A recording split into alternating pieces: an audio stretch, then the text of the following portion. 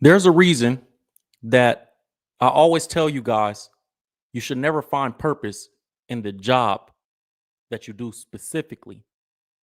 You should find purpose within what you do in that job.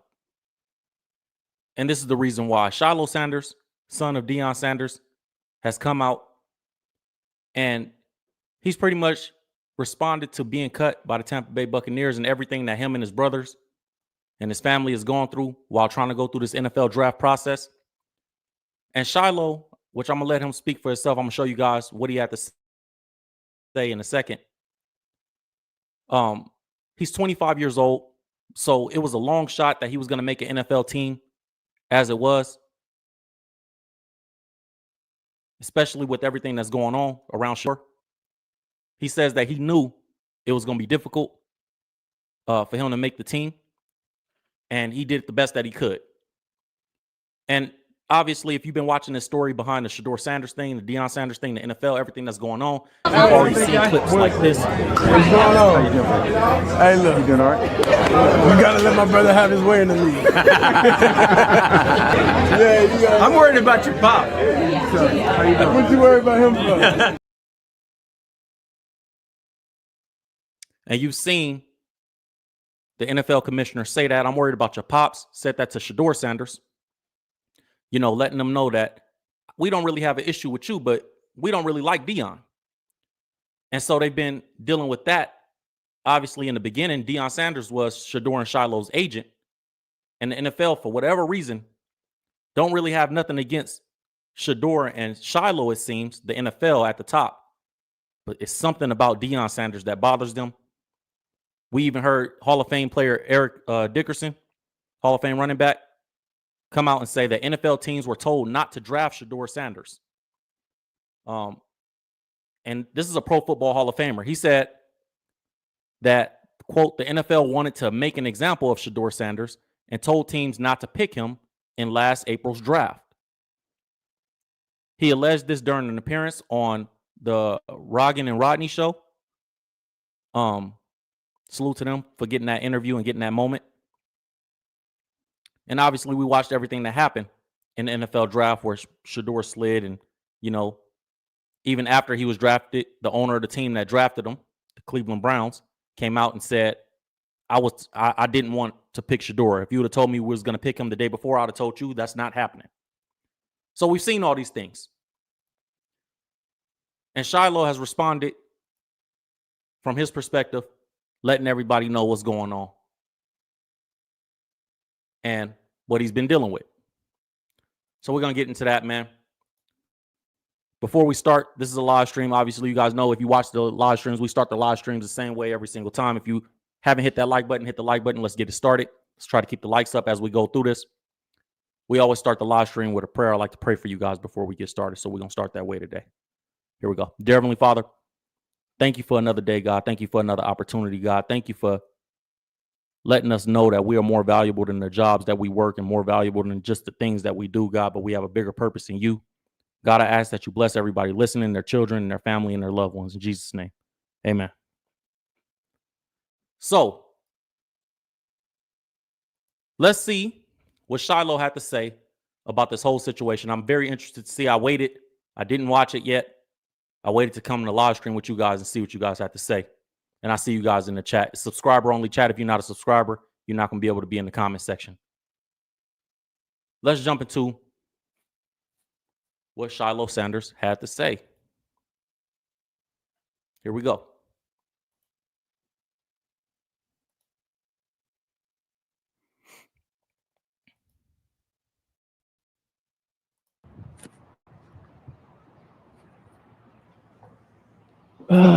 What's going on with y'all, man? I ain't been posting in a long time. My bad. I've been focusing on football. You know what I'm saying? When I'm locked in on football, I don't really be on social media and stuff. But as you can see by the title of this video, I got waived by the Buccaneers. First and foremost, I just want to say I believe in God. And I know God always got a plan for me. He always had. And, you know, regardless of anything that's ever happened to me, I've always came out on top. I've always came out winning, and I feel like this is just part of my story, to grow and do bigger and better things, whether it's finding another team, whether it's, getting another opportunity in the NFL. It is what it is. You can hear the pain and the hurt in his voice. Obviously, he wants to be in the NFL, playing in the NFL. You work your whole life for a sport to, do it at the highest level, especially being the son of Deion Sanders, one of the greatest athletes and NFL players of all time. You work really hard. Now, I want to be fair, and when I say, like, Shilo and Shedeuer aren't the only sons of Hall of Famers that were cut this weekend. Terrell Owens' son, Tariq Owens, was cut by the 49ers. Jerry Rice's son, Brendan Rice, who was a pretty good player in college, he was cut. There was other players around the NFL. There was a bunch of, I'll pull that list up in a second while we watch this. But, these boys worked their whole life to get into this position. It's a hurtful thing when it ends. Now, football is a temporary thing regardless for everybody out there on that field. It don't matter if they're the greatest player or the worst player. Football is temporary for everybody. And this is why it's so important for athletes, especially, but for all of us, to understand whatever we do in our lives is likely temporary. My father used to tell me, look, man, even if you work a job, your dream job, there's only two ways out of it. Either you're going to quit or get fired. You're going to work there so long that you get old and you gotta retire, which is quitting, essentially. Or you're going to get fired and they're going to say, hey, we got to replace you because it's best for the company.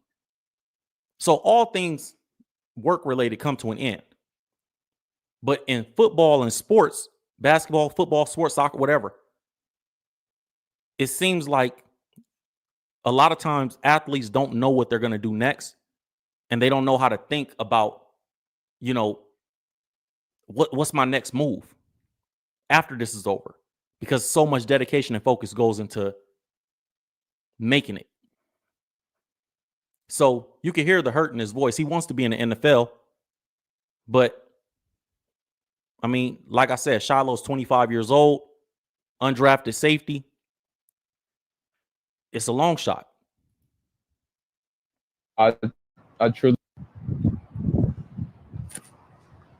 believe God, and I don't question anything, and I believe everything happens for a reason.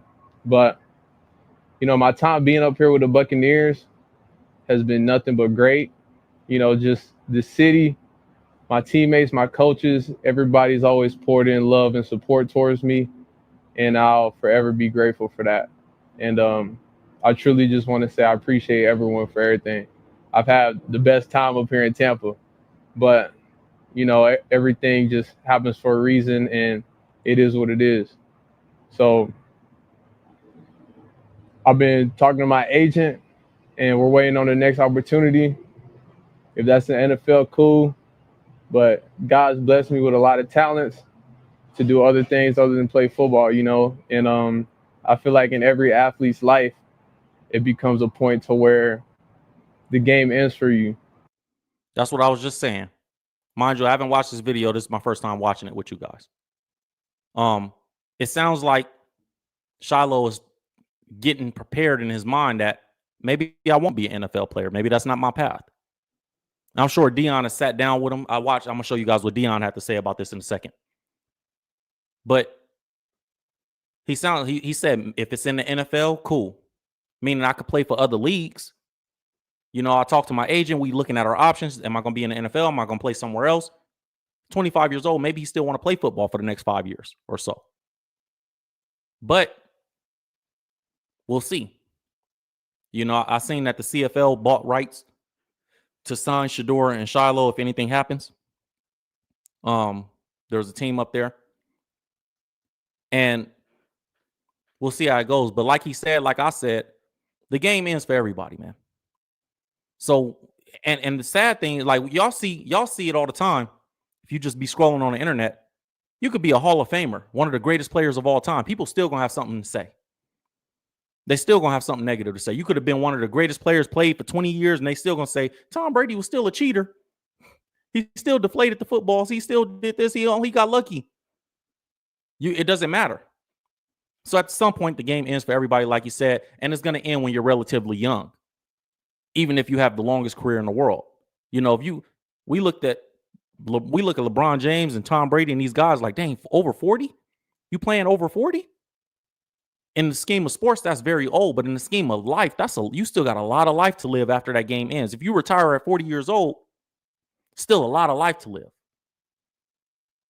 This is why you can't pour your purpose solely into the job that you do, your job title.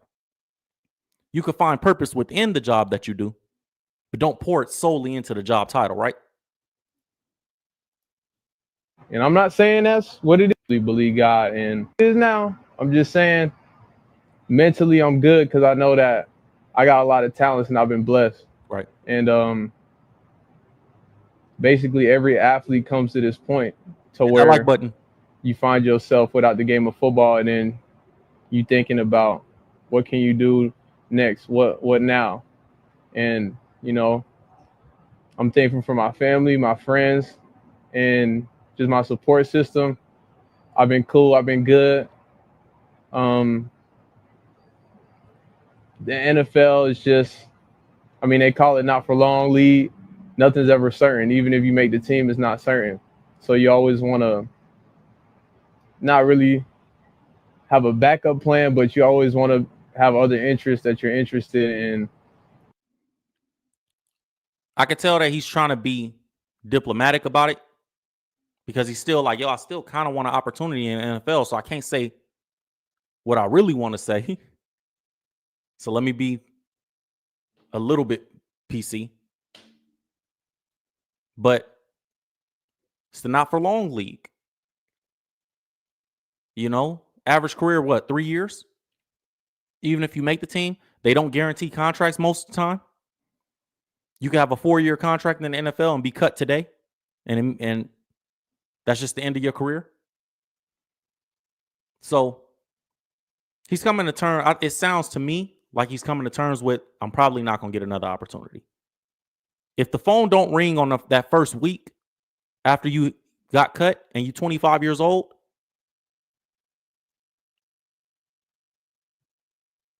you know what I'm saying? So it's a tough situation. You know, I've always done that my whole life, playing football with music, acting, modeling. I'm well is now. I'm just saying a verse, and my parents made sure of that. So, you know, I've been prepared for anything to happen because you never know what could happen. But I truly believe God got a big plan for me, and I'm grateful to bring y'all along with me and keep y'all updated on everything. You know, I've been seeing y'all's comments, y'all's DMs. I appreciate all the love and support, but I wanted to make this video today to make sure y'all know that I'm straight, everything great. Great. And That's great. I just want to say thank you to everybody. Especially thank you to the Buccaneers for even giving me this opportunity. Y'all seen how the draft was. Y'all know I'm lucky to even get a shot. You know, seeing how Shedeuer went, I knew what was going to happen to me going undrafted. So to spend this time with the Buccaneers, to be able to learn from all the great coaches we have up there. And y'all seen what happened with Shedeur. We kind of knew what was going to happen with me. We knew it was a long shot. He's aware. And Shilo is cool, man. He always going to take some. Every time I've seen him on these clips and stuff, he's always made light of every situation and just happy to be here and good attitude, good spirit. You know what I'm saying? It's always good energy. Shilo always comes with good energy. But y'all know what them conversations is behind the scenes in their household with the brothers and with Deion and everybody else, the homies that be around. Y'all know what they really be saying. Man, they doing us dirty. This is crazy. What do we do to them? This is weird.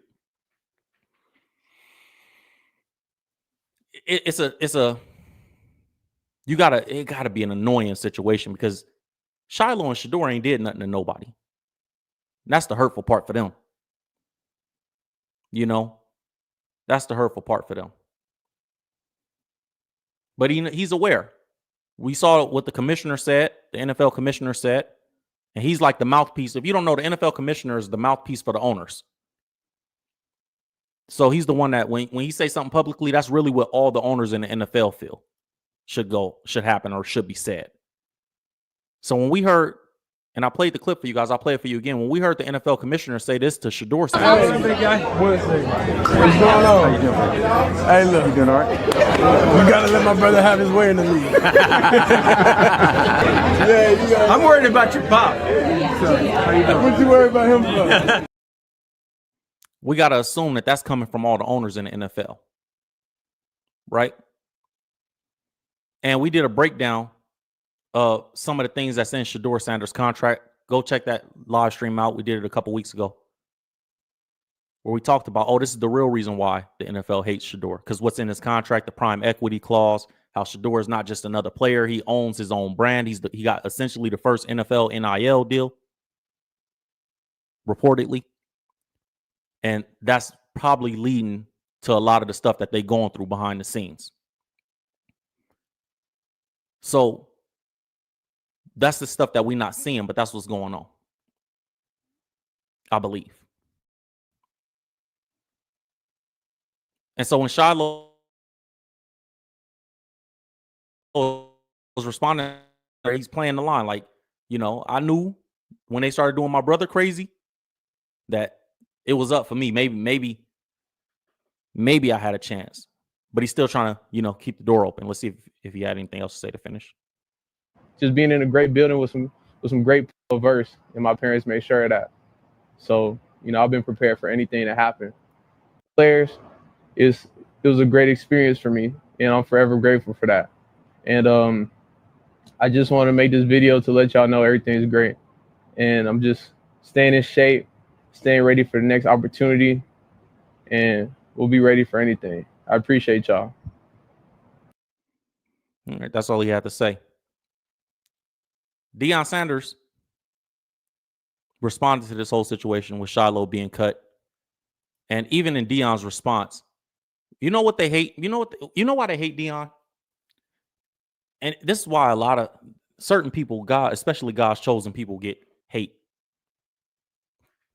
from everybody else, because they love to see when they broke you. They waiting for the moment where, oh yeah, we humbled you. And when you don't give them that moment, this is a lesson for all of us. When you don't give them that moment, it make them work harder to see if they can get it. And Deion Sanders never gives the media, he never gives anybody the feeling of, you need me. And that's what they don't like. When they say, oh, Shedeur is not humble, Deion's not humble, what they really saying is, you don't make me feel like the master. And I want to feel like your employer and you're my employee. And you're just going to say, yes, sir, whatever you want, sir. And Deion don't let people treat him like that, or his sons like that. And in his response, it lended to some of that. It says Deion Sanders praying Shilo Sanders gets another opportunity after release from the Buccaneers. While Shedeur Sanders landed on the 53-man roster of the Cleveland Browns, his brother Shilo Sanders was cut by the Tampa Bay Buccaneers after signing with the team as an undrafted free agent. Their father, Pro Football Hall of Famer and current Colorado coach Deion Sanders, said he is proud of Shilo and praying that he lands on his feet and gets another opportunity with another team. The Bucs waived Shilo after he was ejected in the preseason finale after throwing a punch at a tight end named Zach Davison. Let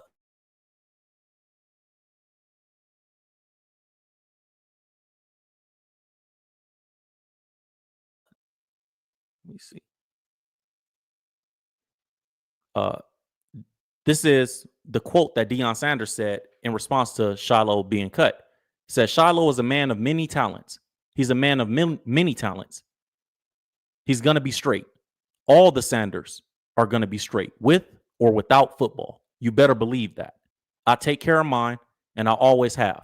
And y'all know what I mean. That's what they don't like about Deion Sanders. They want... Y'all know what buck breaking is. Y'all know what buck breaking is. They want to feel like we finally broke him. If we couldn't get through to Deion when he was in the league, he was cocky and he was this and he was that. But we finally broke him because we got through to his sons. It's as a father, as a parent, some of you guys are parents watching. One of the most hurtful things when somebody tries to use your child to hurt you. That make you see red. You trying to hurt me through my child? That'll make you see red. This is why we see when LeBron James and Stephen A. Smith is on the court and they going back and forth with each other, they little altercation. It's because LeBron feel like you can't say nothing about me, so you trying to hurt me through Bronny. You trying to talk crazy about Bronny to hurt me because you don't like me. That's a hurtful feeling. But what they don't like is when you don't need them. They don't see. Here's the thing, man. I learned this in business myself. This is actually a very profound point for everybody. If you want to be an entrepreneur, if you are an entrepreneur, if you haven't had the success that or if you're getting to that place, you're about to be on your way to it. This is something to take note of, man.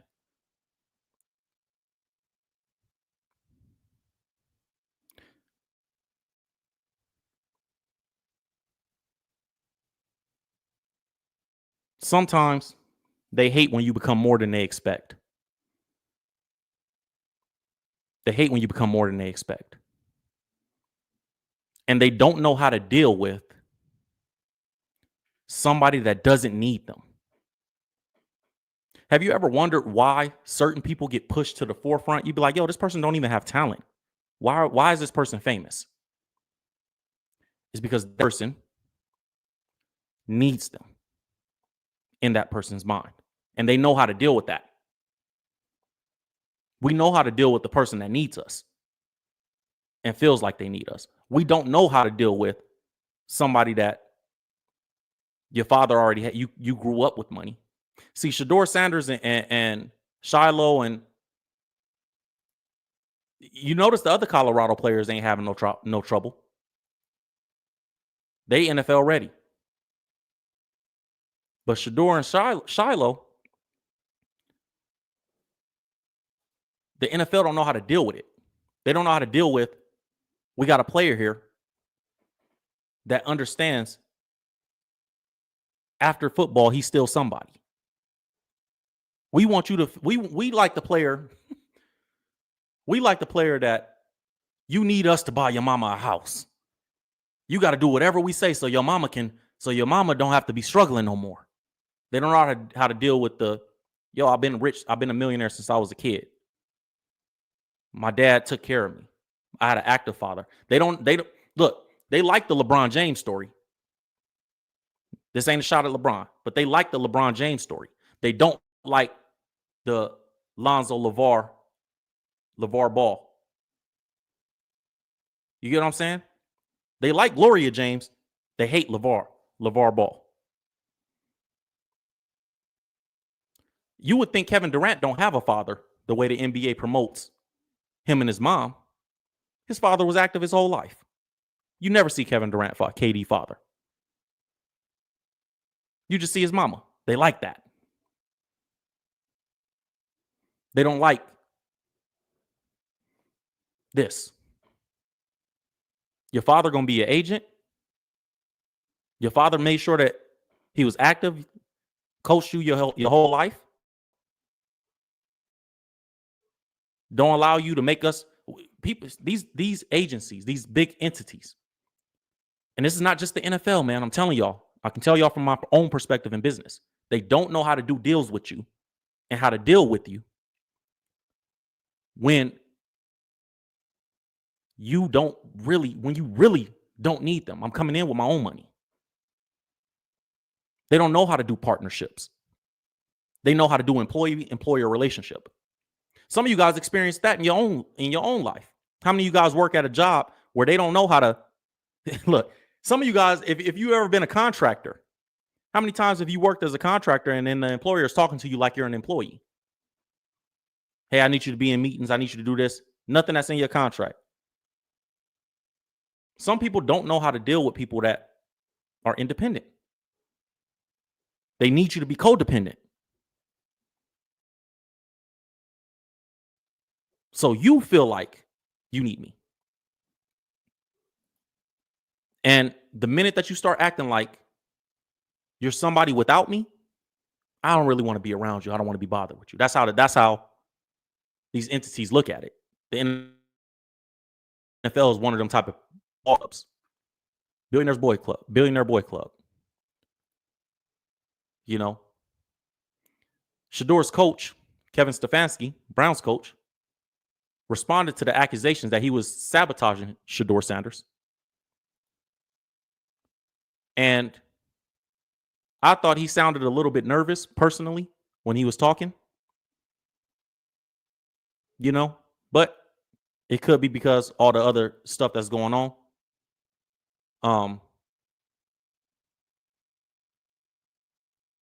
But you know, a lot of the NFL players came out and said that they felt like it was sabotage and that he was holding them back and different things like that. Let's listen to, let me see if we can pull this up right here. Let's listen to what the Cleveland Browns coach had to say about sabotaging Shedeur Sanders. You know, I'm committed to his development, just like all of our rookies. So we'll continue to focus on getting our guys better. And that's what we'll stay committed to, and that's what's important to me. Oh. Hold on. I thought there was a longer clip. Anyways. I saw a video where he was asked directly. I thought that was part of that clip. Let's see if they had it in the. Yeah, it said Mary Kay Cabot asked Stefanski about the persistent narrative that he's sabotaging Shedeur Sanders. And he said, I'm committed to his development. Just like all of our rookies, we'll continue to focus on our guys getting better. That's what we'll stay committed to, and that's what's important to me. So that sounds like a yes. Why wouldn't you just say no? Absolutely not. I would never sabotage any of my players. Anything other than that, to me, it just sounds ridiculous. Stephen A. Smith blames the fans. Stephen A. Smith, one of the biggest sports analysts in the world right now. He blames the Shedeur Sanders fans for what's happening in Shedeur. You know,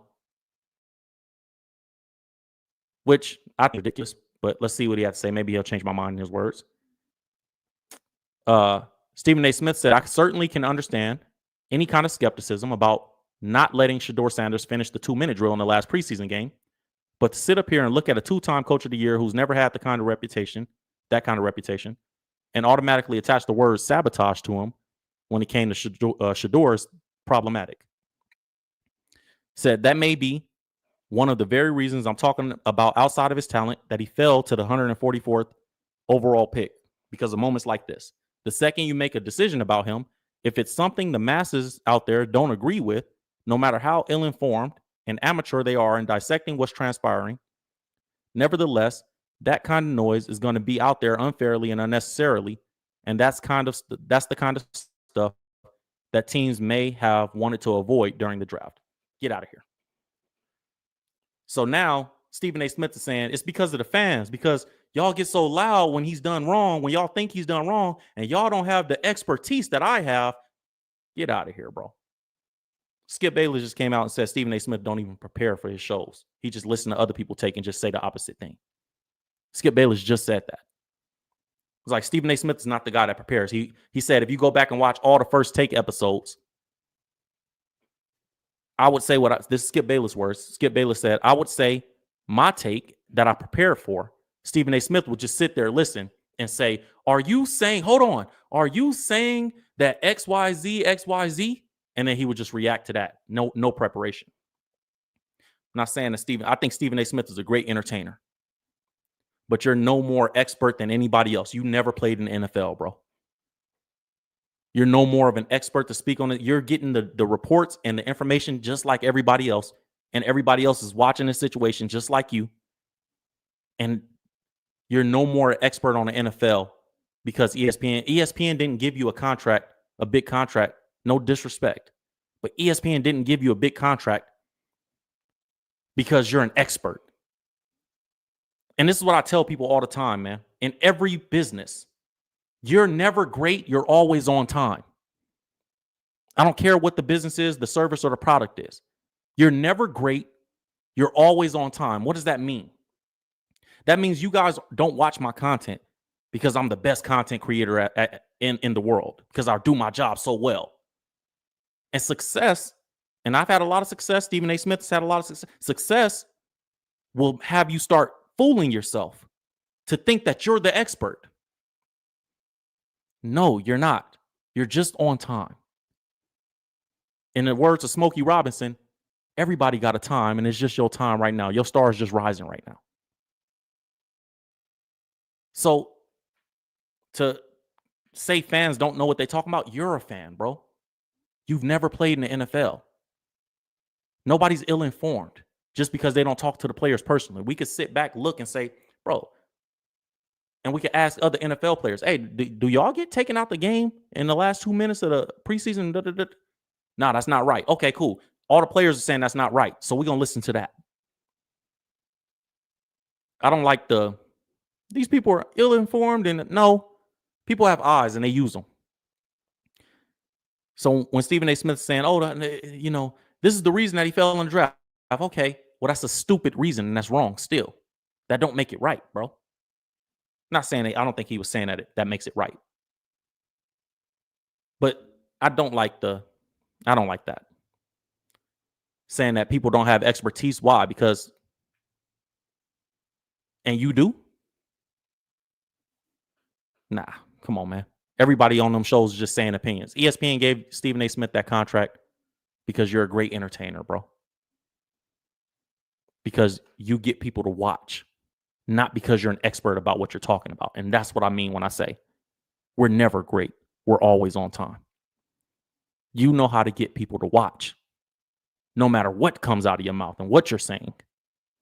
That's what makes the contract valuable, because we don't get paid based on, look, and I teach this a lot of times to our clients at ULegend. It's a website scrolling at the bottom of the screen, ulgnd.com. We not getting paid. You don't get paid and get rich off of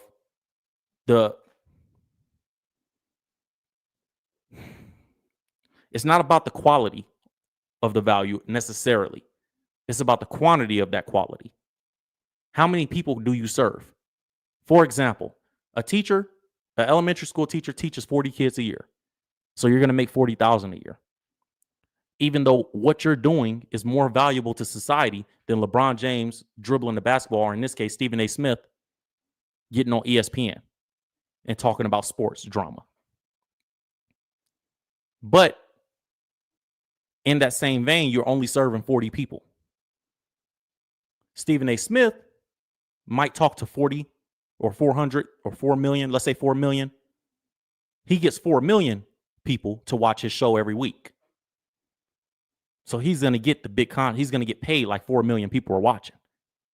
Whether he says some BS or says something valid. This is why I say it's not about expertise.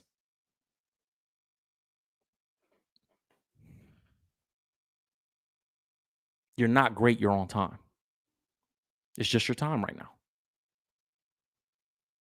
There's a book called The 22 Immutable Laws of Marketing. In the 22 Immutable Laws of Marketing, one of the first couple laws is, it's better to be first to a category than it is to be best in a category. And the reason for that is because if you're first to the category, people automatically assume you're the best.